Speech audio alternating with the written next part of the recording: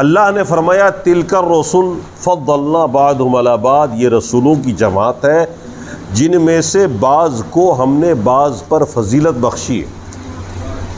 کچھ رسول سے افضل ہے۔ رسول کے درجات مختلف ہیں، لیکن یہ درجات جو مختلف ہیں ان کا علم اللہ کو ہے۔ یہ ہمارے اور آپ کے لیے نہیں ہے کہ ہم انبیاء اور رسول کے درمیان فرق کریں، ہم کسی رسول کو افضل بتائیں، کسی کو کمتر بتائیں، اور اس انداز میں کسی رسول کی عظمت کو بیان کریں کہ کسی رسول کی توہین ہو جائے تو پھر یہ کفر ہو جائے گا۔ اس لیے اس بات پر ہمارا ایمان ہے کہ بعض رسول سے افضل ہے، اور اس کا علم اللہ کو ہے۔ ہم اس سلسلے میں یہ نہیں کہہ سکتے کہ ہمارے رسول سب سے افضل ہے، ہمارے علاوہ دیگر رسول کمتر ہیں یا فلاں، جیسے کہ عیسائیت اور یہودیت کے اندر ہے۔ وہ اپنے رسولوں کی عظمت اس طرح بیان کرتے ہیں کہ آخری رسول کی توہین کرتے ہیں، دیگر انبیاء کی بھی توہین وہ کرتے ہیں اور کھل کے کرتے ہیں، یہ ان کے ایمان اور عقیدے میں شامل ہے۔ ہم مسلمانوں کے لیے یہ قطعی روا نہیں ہے روا کہ ہم کسی بھی نبی کی توہین کریں، کسی بھی نبی کی توہین کفر ہے۔ سب رسول باعظمت ہیں، یہ اللہ کے علم میں ہے۔ اللہ نے کچھ نبیوں کا ذکر کیا، فرمایا منہم من کلم اللہ، ان میں سے کچھ انبیاء تو ایسے ہیں جن سے اللہ نے بات کی ہے، کلام کیا، جیسے حضرت موسیٰ علیہ السلام کوہ طور پر آپ کو رسالت و نبوت ملی تھی اور باقاعدہ اللہ سے ہم کلامی کا شرف حاصل ہوا، اللہ سے بات ہوئی۔ اللہ نے اس جگہ فرمایا تھا اے موسیٰ میں تمہیں نبی بنا رہا ہوں، فرعون کے پاس جاؤ، اسے سمجھاؤ، تمہارے لیے یہ نشانیاں ہیں، یہ معجزہ ہے۔ اسی وقت حضرت موسیٰ نے کہا تھا کہ اللہ میں تمہیں دیکھنا چاہتا ہوں۔ اللہ نے فرمایا کہ تم نہیں دیکھ سکتے، تمہاری آنکھ میں اتنی طاقت نہیں ہے۔ پھر بھی انہوں نے کہا کہ ہم تو دیکھنا چاہتے ہیں، تو کہا اس پہاڑ پہ دیکھو، اگر تم دیکھ سکو گے، نور کا ایک جھلک ڈالتا ہوں، اگر تم دیکھ سکو گے تو دیکھ لو گے۔ اللہ نے ایک پورتا ڈالا اور پورا پہاڑ بھسم ہو گیا، یہ بھی بے ہوش ہو کے گر گیا، حضرت موسیٰ علیہ السلام۔ اسی لیے حدیثوں میں آتا ہے کہ حضرت موسیٰ علیہ السلام اس دن میدان محشر میں بے ہوش نہیں ہوں گے جب سارے لوگ بے ہوش ہو جائیں گے۔ بہرحال تو یہ نبی کی فضیلت ہے کہ اللہ نے ان سے کلام کیا۔ ورفع بعضهم درجات، اور اللہ نے بعض نبیوں کو اور درجوں بلند کیا۔ اور بھی انبیاء ہیں جن کو اللہ نے درجوں بلند کیا، اور کون کون نبی ہیں، کتنا درجہ کن کا بلند ہے، یہ ہم اور آپ نہیں چھٹیا سکتے، یہ ہمارے اور آپ کے بس کی بات نہیں۔ وَآتَيْنَا عِيسَى ابْنَ مَرْيَمَ الْبَيِّنَاتِ، اللہ نے ایک نبی کا اور ذکر کیا کہ عیسیٰ ابن مریم کو، عیسیٰ ابن مریم کے بیٹے عیسیٰ علیہ السلام جو اللہ کے رسول سے پہلے نبی ہوئے تھے، رسول ہوئے تھے، ہم نے ان کو دیا واضح نشانیاں، معجزات۔ جیسے ان کا جو ہاتھ ہوتا تھا وہ ٹیوب لائٹ کی طرح چمک جاتا تھا، جیب سے نکالتے چمک جاتا، روشنی پھوٹتی ہاتھ سے، جس گنجے کے سر پہ ہاتھ پھیر دیتے بال اگاتے، نابینا کو آنکھ پھیر دیتے بینا ہو جاتا، یہاں تک کہ اللہ کے حکم سے آپ مردے کو زندہ بھی کرتے تھے۔ اللہ کے حکم سے، یہ طاقت اور اختیارات کسی نبی کو حاصل نہیں، خود کر لے، اللہ کے حکم سے قم بإذن اللہ کہتے۔ 400 سال اگر پہلے بھی مرا ہوا آدمی ہے، اس قبر پہ جا کے آپ کہتے قم بإذن اللہ، اللہ کے حکم سے اٹھ کھڑے ہو جاؤ، وہ پورا انسان بن کے ویسے ہی واپس آیا جیسے 400 سال پہلے دفن ہوا۔ یہ معجزات اللہ نے دیے ہوئے تھے۔ تو اللہ نے فرمایا کہ ہم نے نبیوں کو بعض پر فضیلت دی ہے، جیسے ہمارے اور آپ کے رسول جناب محمد رسول اللہ صلی اللہ علیہ وسلم کو سارے نبیوں کا سردار بنایا، پوری دنیا کے لیے نبی بنایا، قیامت تک کے لیے نبی بنایا، جبکہ اس سے پہلے جتنے بھی انبیاء آئے وقتی طور پر نبی بن کر آئے اور اپنی اپنی قوم کے لیے صرف نبی بن کر آئے، پوری دنیا کے لیے کوئی نبی نہیں آئے، اکیلا نبی پوری دنیا کے لیے کوئی نہیں آئے۔ حضرت موسیٰ علیہ السلام، عیسیٰ علیہ السلام، یہ اولو العزم انبیاء اور رسول ہوئے ہیں، لیکن یہ سب اپنی اپنی قوم کے لیے آئے تھے، ایک علاقے کے لیے آئے تھے، دوسری قوم کے لیے نہیں آئے تھے۔ اور ہر نبی نے جو ذمہ داری دی گئی تھی، ہر نبی نے اپنی اپنی ذمہ داری ادا کی، جن کو جتنا موقع ملا، جتنی زندگی ملی۔ حضرت عیسیٰ علیہ السلام کی صرف 3 سالہ زندگی کا پتہ چلتا ہے کہ آپ نے 3 سالہ جو دور آپ کا گزرا ہے دعوت و تبلیغ میں، 1 رات 2 راتیں ایک گاؤں میں بسر نہیں کیا انہوں نے، اتنا گھومے دعوت کے کام پر، دین بتانے کے لیے، سمجھانے کے لیے، کہ 2 رات ایک گاؤں میں انہوں نے نہیں گزارا، اور بڑے تمثیلی انداز میں دین سمجھاتے تھے لوگوں کو، چونکہ اللہ نے وہ معجزات دیے تھے۔ اور 33 سال کی عمر میں یہ اپنی ہی قوم دشمن ہو گئی، اپنی ہی قوم کے مولوی لوگ سارے پیچھے پڑ گئے، اور پھانسی تک لے جانے کی تیاری کر لی ہے عیسیٰ علیہ السلام، اور اللہ نے ان کو زندہ اٹھایا۔ ایک بار یہ چلے دعوت تبلیغ کے سلسلے میں، اپنے ایک ساتھی کو لے لیا، اور ساتھ میں 3 روٹی رکھ لی انہوں نے، راستے میں کھانے کے لیے 3 روٹی رکھ لی، اپنے ساتھی کو دے دیا کہ اس کو لے کے چلو، راستے میں کہیں کھائیں گے۔ حضرت عیسیٰ علیہ السلام نے ایک جگہ بٹھایا کہ رکو، ہم پانی کا انتظام کرتے ہیں کہیں سے تاکہ کھایا جائے، بھوک لگی۔ اور جب وہ لوٹ کے آئے تو کہا کھولو کھانا، کھانا کھولا گیا، 2 ہی روٹی، 1 روٹی غائب ہو گئی۔ حضرت عیسیٰ علیہ السلام نے فرمایا کہ وہ روٹی 3 تھی، اس میں 1 کہاں چلی گئی؟ کہا نہیں حضرت 2 ہی تھی۔ کہا ٹھیک ہے، تم 1 کھا لو، 1 ہم کھا لیتے۔ کہا یہ بتاؤ تیسری روٹی کہاں گئی؟ اس نے بتا کے نہیں دیا، تو پہلے کھا لیا تھا اس نے۔ تو دیکھا 1 روٹی سے پیٹ نہیں بھرے گی، اور ساتھ میں رہیں گے نبی تو بڑھ جائے گی آدھی آدھی کہیں، اس لیے پہلے اس نے 1 دبا لی۔ وہ اسی صدی کا آدمی رہا ہوگا۔ حضرت عیسیٰ علیہ السلام نے بالو کے 3 ڈھیر لگائے، اس کے سامنے بالو کو 3 ڈھیر لگا دیے، 3 جگہ پر جمع کر دیا، اللہ سے دعا کی، اللہ تو اسے سونے کا بنا دے۔ سونا بن گیا اللہ کے حکم سے۔ حضرت عیسیٰ نے فرمایا کہ 1 ڈھیر تیری، 1 روٹی تو نے کھائی، 1 میری، 1 اس کی جس نے تیسری روٹی کھائی ہے۔ اس نے کہا حضور وہ میں نے کھائی تھی۔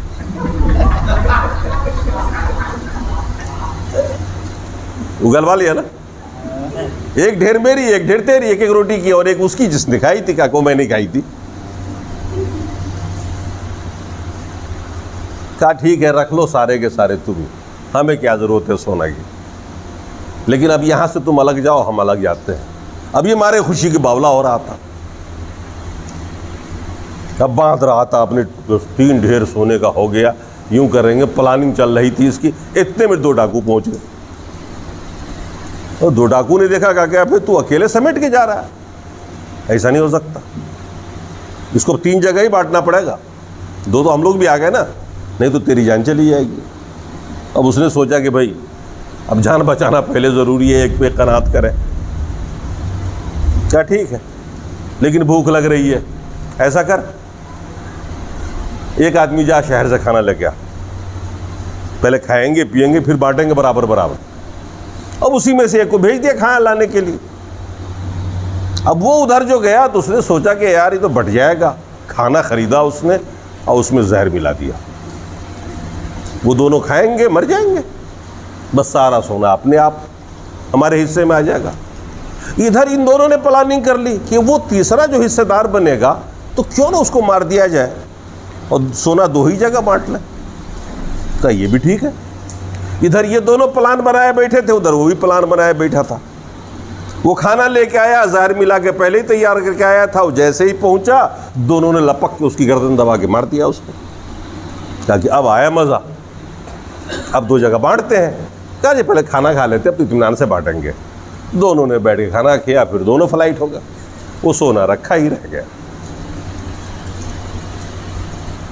یہ مثال ہے دنیا کی، جس کے پیچھے ہم اتنے لٹو ہو جاتے ہیں کہ اپنی آخرت کو بھلا بیٹھتے ہیں، جس کے لیے ہم 24 گھنٹے لگا دیتے ہیں، رات دن لگا دیتے ہیں، راتوں کو جگ جگ کر جس کے لیے ہم سب کچھ کرتے ہیں۔ یہ ایک دنیا کی مثال ہے جو انہوں نے حضرت عیسیٰ علیہ السلام نے لوگوں کو سمجھایا کہ دیکھو یہ دنیا کیا چیز ہے۔ بہرحال یہ انبیاء کی جماعت ہے، اللہ نے فرمایا ان میں سے بعض کو ہم نے بعض پر فضیلت دی ہے، یہ ہمارے علم میں ہے، بہت سارے نبی بہت سارے افضل ہیں، ان کے درجات بلند ہیں۔ وَلَوْ شَاءَ اللَّهُ مَا اقْتَتَلَ الَّذِينَ مِن بَعْدِهِمْ، اللہ اگر چاہتا تو لوگ آپس میں جنگ نہیں کرتے، قتل و قتال نہیں کرتے، نہیں لڑتے۔ من بعد ما جاءتهم البینات، بینات آنے کے باوجود، واضح نشانیاں، دلائل، انبیاء، قرآن، تورات، انجیل جیسی کتاب آ گئی، مگر اس کے باوجود لوگوں نے اختلاف کیوں کیا؟ فرمایا وَلَٰكِنِ اخْتَلَفُوا، لیکن لوگوں نے اختلاف کیا، حق آنے کے باوجود بھی اختلاف کیا، واضح دلائل کے باوجود اختلاف کیا، انبیاء کی موجودگی میں اختلاف کیا۔ فَمِنْهُمْ مَنْ آمَنَ وَمِنْهُمْ مَنْ كَفَرَ، کچھ ایمان والے ہو گئے، کچھ کافر ہو گئے۔ ایسا ہوتا کیوں ہے؟ قرآن ہم سب لوگوں کے پاس موجود ہے، مسلمانوں کے مختلف فرقے ہیں دنیا میں، سب کے پاس قرآن ہے، وہی ایک ہی قرآن ہے، کوئی فرق نہیں ہے۔ یہ جاہل لوگوں کا اڑایا ہوا ہے کہ ان کا قرآن الگ ہے اور ہمارا الگ اور ان کا الگ ہے۔ قرآن تو ایک ہی ہے سب کے گھر میں نا، زیر زبر کا کوئی فرق نہیں، معنی بھی ایک ہی ہوتا ہے، سب کا اٹھا کے پڑھیے معنی بھی سب کا ایک ہی ملے گا۔ رسول کی عظمت بھی سب کی نگاہ میں، پھر کیوں اختلاف ہے؟ تو دیکھیے انسان دو طرح کا ہوتا ہے، ایک ہوتا ہے حق پرست، ایک ہوتا ہے آبا پرست، باپ دادا پرستی، خاندان پرستی، سماج پرستی۔ اسی کو ہم کہتے ہیں بت پرستی سے بڑا خطرناک بت ہے یہ سماج پرستی۔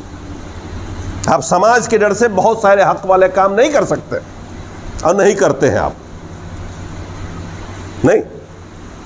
شادی بیاہ ہونی ہے، اسلام کا طریقہ بہت سادہ ہے، خرچہ ہی نہیں اس میں، لیکن ہے کوئی مسلمان ایسا جو سماج کو چھوڑ کے دین کے طریقے پہ شادی کر لے؟ اچھا خاصا مسلمان بارات لے کے ضرور جائے گا۔ کیوں؟ سماج پرستی، ہمارا دل نہیں قبول کرتا ہے، سماج کیا کہے گا ہم کو؟ ہم اتنے غریب ہیں کیا؟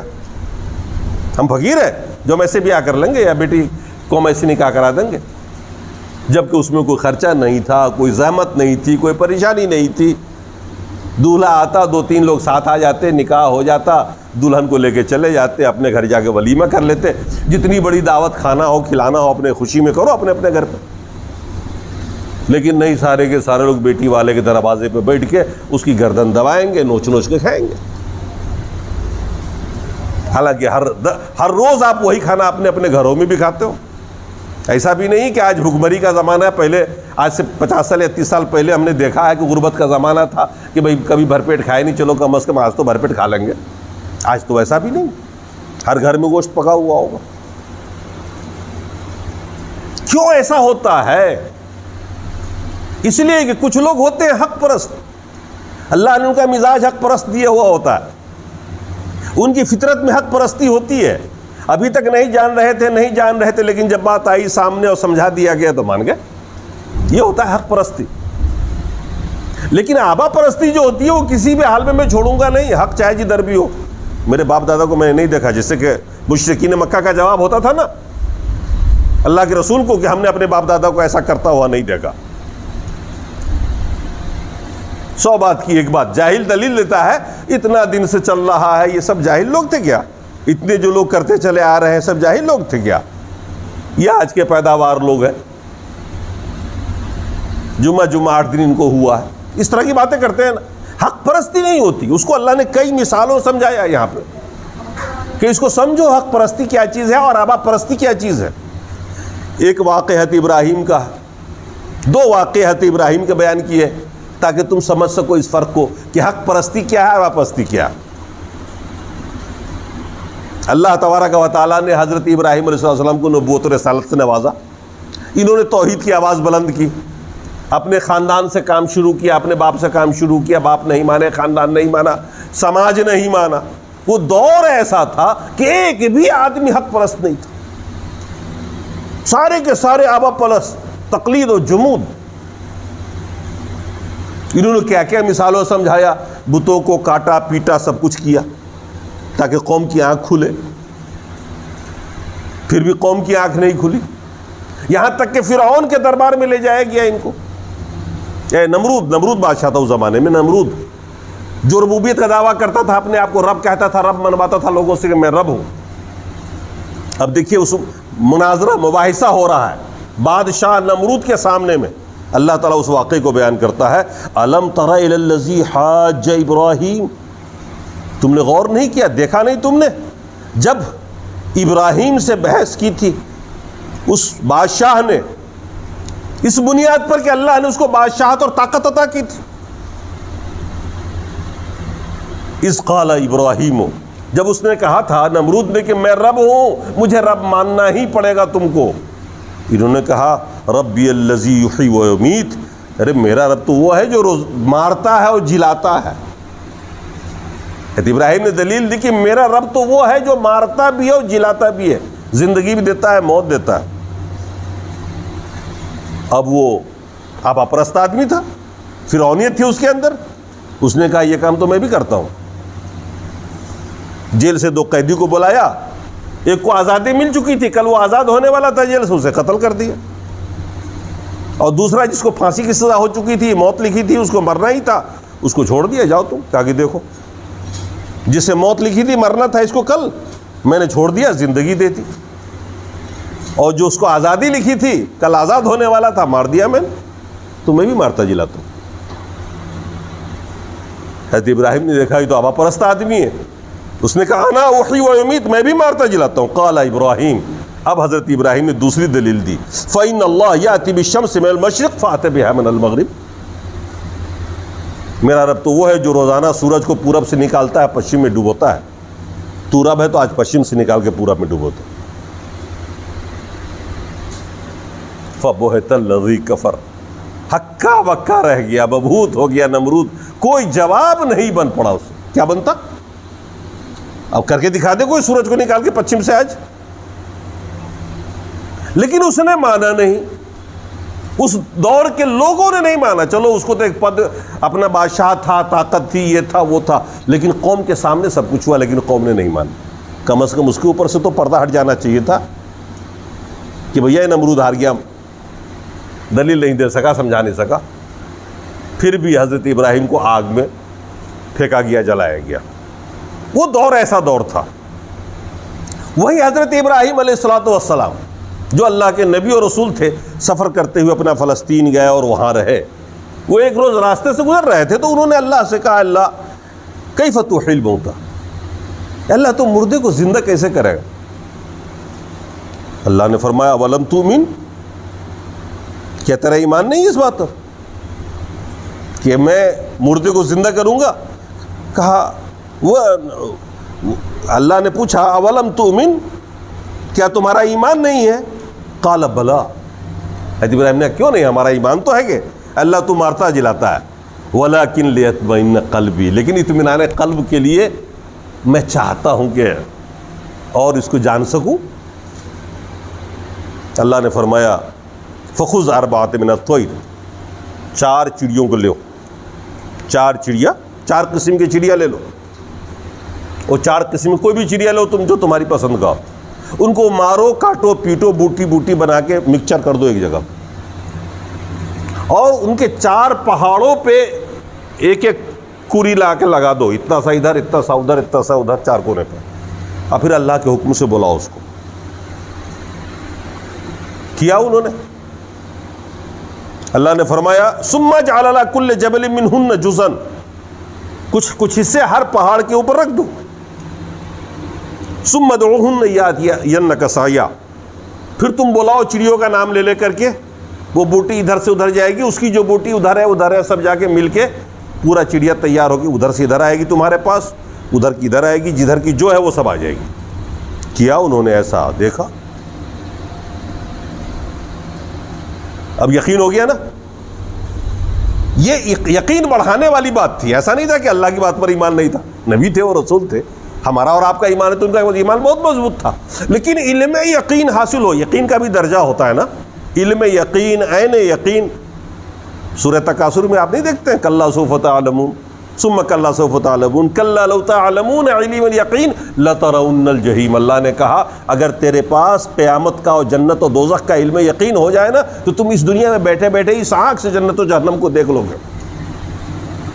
جیسے صحابہ کو یقین تھا جنت کا اور جہنم کا، لڑ پڑتے تھے، جہاد میں شریک ہوئے، آل اولاد کو لگا دیا، پوری جائیداد لگا دی۔ کیوں؟ اس لیے کہ اس دین کو، اس آخرت کو، اس جنت کو اپنی نگاہوں سے دیکھ رہے تھے، علم یقین حاصل تھا۔ ہمیں اور آپ کو علم یقین اور عین یقین حاصل نہیں۔ اب حضرت ابراہیم علیہ السلام کو اس پر ایمان تھا، وہ جانتے تھے کہ اللہ ہی مارتا جلاتا ہے، دوسرا کوئی نہیں کر سکتا۔ انہوں نے اطمینان قلب کے لیے، علم عین یقین حاصل کرنے کے لیے اللہ سے کہا کہ اللہ تو کیسے زندہ کرتا ہے؟ اللہ نے دکھا دیا، ایسا ذکر لو، دیکھو اپنے سامنے میں، اور کر کے جب دیکھا اپنی آنکھوں سے، واقعی اب تو عین یقین حاصل ہو گیا۔ یہ ہے عین یقین، یہ چیز حاصل ہونا چاہیے۔ یہ چیز ہمارے اور آپ کے اندر آ جائے تو ایمان میں مضبوطی آ جائے گی، اور یہ جب ہی ہوگی جب حق پرستی آپ کے دماغ میں ہوگی۔ اگر آبا پرستی ہوگی تو اس میں بھی کچھ نہ کچھ نکال دیا جائے گا۔ ایسے ایک واقعہ اور ایک دوسرے نبی کا ہے، حضرت عزیر علیہ السلام کا ایک واقعہ اسی کے اندر ہے۔ انہوں نے بھی یہی سوال کیا تھا اللہ تبارک و تعالیٰ سے، جب وہ ایک گاؤں سے گزرے، اوکل الذی مر علی قریۃ وہی خاویۃ علی عروشها، وہ ایک گاؤں سے گزرے اور دیکھا پورا کہ پورا گاؤں تباہ برباد، الٹا پڑا ہوا ہے، چھتیں گری پڑی ہیں، پورا ویران ہے۔ انہوں نے اللہ سے کہا قال انا یحیی ھذہ اللہ بعد موتھا، اے اللہ تو اس کو دوبارہ کیسے زندہ کرے گا؟ ان کا بھی ایمان تو تھا، لیکن عین یقین، شرح صدر جسے کہتے ہیں، حاصل کرنے کے لیے انہوں نے کہا کہ اللہ تو کیسے زندہ کرے گا؟ بعد موتھا، مرنے کے بعد، فامات اللہ مئۃ عام، اللہ تعالیٰ نے 100 سال کے لیے خود انہی کو مار دیا۔ حضرت عزیر کو 100 سال تک کے لیے مار دیا، وہ 100 سال تک مرے پڑے رہے۔ وہ گدھے پہ جا رہے تھے، وہ گدھا بھی وہی تھا، وہ مرا پڑا تھا، اس کی ہڈی تک گل گئی تھی، ڈھانچہ صرف باقی تھا۔ 100 سال میں تو یہی ہونا تھا، لیکن ساتھ میں جو کھانا پانی لے کے چلے تھے سفر کے لیے، وہ ویسے کا ویسا، تازہ کا تازہ ہی رہا 100 سال کے بعد۔ یہ پورا واقعہ 100 سال کے بعد اللہ نے زندہ کیا ان کو، اور پوچھا کم لبثت، کتنے دن تک تم ٹھہرے رہے یہاں پہ، اس جگہ پہ جہاں پہ ہو ابھی، یہیں پر بیٹھے تھے نا، کتنے دن تک رہے؟ تب انہوں نے اپنے اندازے سے کہا لبثت یوما او بعض یوم، مجھے تو ایسے ہی لگتا ہے جیسے کہ مجھ کو 1 دن ہوا ہے یا آدھا دن ہوا ہے۔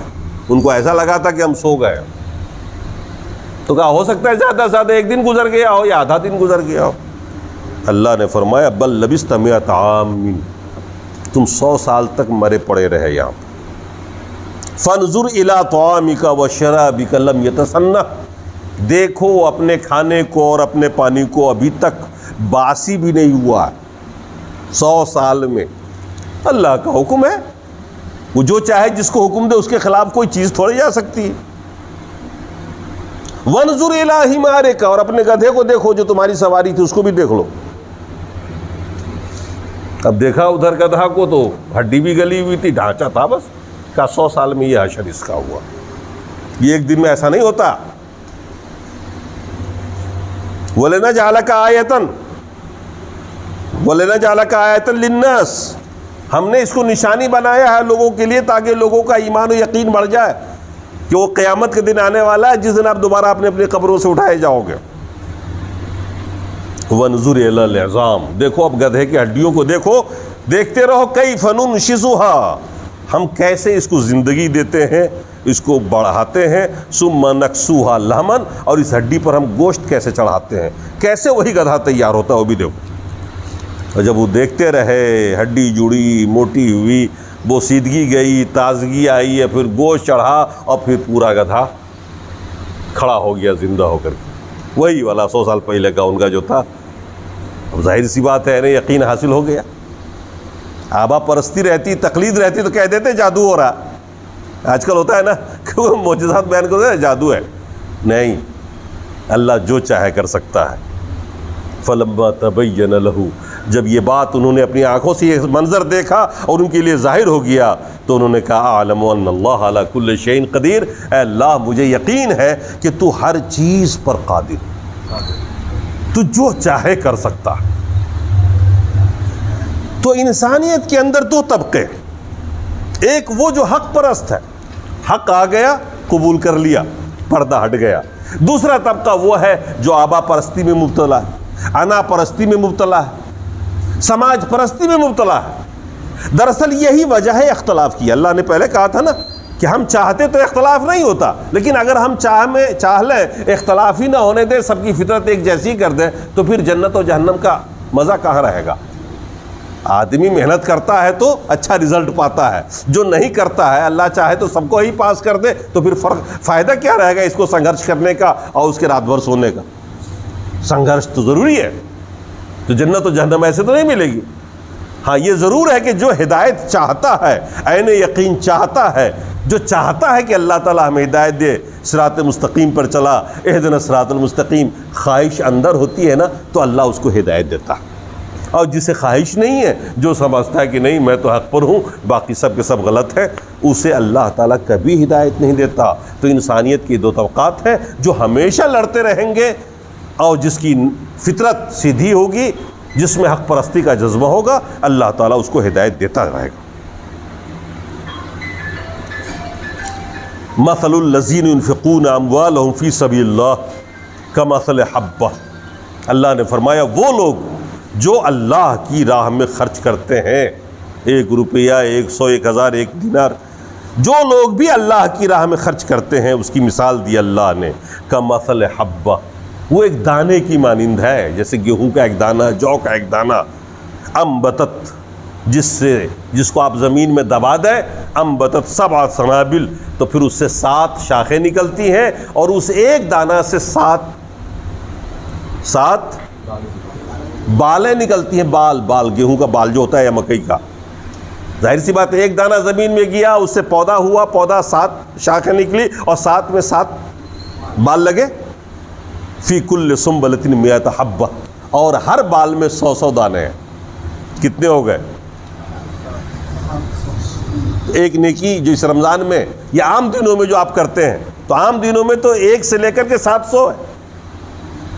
ایک چھوٹی نیکی ہے جو خرچ کرتے ہیں آپ اللہ کی راہ میں 1 روپیہ، 700 کا ثواب تو آپ کے اخلاص پر عام دنوں میں، لیکن ان دنوں میں تو اس کا شمارے نہیں ہے، اس کی تعدادیں نہیں۔ واللہ یضاعف لمن یشاء، اور اللہ گونا گون دیتا چلا جاتا ہے۔ 700 گنا کیا، 7100 گنا چلے گا، لاکھ بھی چل سکتا ہے، کروڑ بھی سکتا ہے، جس کے لیے چاہتا ہے، جس میں جتنا خلوص رہے گا اللہ تعالیٰ اس کو اتنا ہی دیتا چلا جائے گا۔ واللہ واسع علیم، اللہ وسعت والا ہے، اس کی یہاں کمی تو ہے نہیں، وہ تو آپ کے اخلاص کو دیکھتا ہے اور سیدھے دیتا ہے، اس کے یہاں کم پڑنے کا تو سوال ہی نہیں۔ الذین ينفقون اموالهم فی سبیل اللہ، وہ لوگ جو اپنا مال اللہ کی راہ میں لگاتے ہیں، ثم لا یتبعون ما انفقوا منا ولا اذى، اور پھر جو کچھ بھی وہ دیتے ہیں اس پر نہ احسان جتاتے ہیں اور نہ تکلیف کی کوئی بات کرتے ہیں، یعنی تکلیف دینے والی کوئی بات، الہن جسے کہتے ہیں نا، الہانہ دینا، نہیں دیتے ہیں۔ لہم اجرہم عند ربہم، ان کا اجر ان کے رب کے پاس، ولا خوف علیہم ولا هم یحزنون، اور نہ انہیں کوئی خوف ہوگا نہ کوئی غم ہوگا۔ یاد کریے، یاد رکھیے کہ جب بھی آپ اللہ کی راہ میں خرچ کریں تو نہ کبھی آپ احسان جتائیں کہ میں نے فلانے کے ساتھ یہ احسان کیا۔ آپ کا معاملہ اللہ کے ساتھ ہے، اجر جب ہی ملے گا جب آپ دے کے بھول جائیے گا۔ دائیں سے دیجئے، بائیں ہاتھ کو خبر نہیں ہونی چاہیے، آپ نے دیا، اللہ نے دیکھا، اجر وہاں سے لیجئے۔ نہ کبھی تکلیف دہ بات کہیے اس آدمی کو، احسان نہ جتائیے اس کے منہ پر یا کسی کے منہ پہ جو اس کے پاس بات پہنچے اور تکلیف دو۔ آپ نے کسی پر کیا اس کو وہیں بھول جائیے۔ کہا یہ اچھی بات ہے، اور اس کے خلاف اگر تم کرتے ہو تو تیرا سارا اجر ضائع ہو جاتا ہے۔ پھر اللہ نے ایک بڑی بات کہی، قول معروف ومغفرۃ خیر من صدقۃ یتبعها اذى، اچھی بات کہنا بھی صدقہ ہے، اس لاکھوں روپے خرچ کرنے سے، جس لاکھوں روپے خرچ کرنے کے بعد کوئی احسان جتاتا ہو یا تکلیف دہی کا الہانہ دیتے ہو کسی کو۔ ہم کسی کو لاکھوں روپے خرچ کر دیں، دے دیں کسی غریب کو، اور کہتے پھرے سماج میں کہ میں نے نہ دیا ہوتا تو بھوکا مر گیا تھا، کپڑے تک نہیں تھے، اس سے کہیں زیادہ نیکی وہ آدمی پائے گا جو کسی مسلمان کو اچھی بات یا کسی کی غلطی کو معاف کر دیتا ہے نا، وہ زیادہ ثواب پائے گا، یہ گناہ میں ہو جائے گا۔ تو قول معروف، یہاں اس نے 1 روپیہ بھی نہیں خرچہ کیا، بس اچھی بات کہی، کسی کو اچھا مشورہ دے دیا، لیکن تکلیف نہیں دی کسی کو، احسان نہیں جتایا، بنسبت اس کے لاکھوں روپے خرچ کرتا ہے آدمی اور احسان جتاتا ہے اس کے پیچھے یا تکلیف دہ باتیں کرتا ہے، اس سے بہتر یہ قول و مغفرت۔ پھر اللہ نے باقاعدہ ہمیں اور آپ کو مخاطب کر کے کہا، یا ایھا الذین آمنوا لا تبطلوا صدقاتکم بالمن والعذا، اپنے صدقات اور خیرات کو تکلیف دے کر اور احسان جتا کر کے ضائع مت کرو، برباد مت کرو۔ تم جو کچھ بھی اللہ کی راہ میں خرچ کرتے ہو، اگر تم نے اس کے بعد احسان جتا دیا اس کے اوپر، یا لوگوں سے کہا یا تکلیف دے بات کیا، الانا دے دیا اس کو، تو تیرے صدقات باطل ہو جائیں گے۔ تو اللہ تعالی ہمیں اور آپ کو اخلاص عطا فرمائے، اور کبھی ایسا نہ ہو کہ ہمیں احسان جتائے۔ اللہ تبارک و تعالی ہم سب لوگوں کو راہ مستقیم پر قائم رکھے۔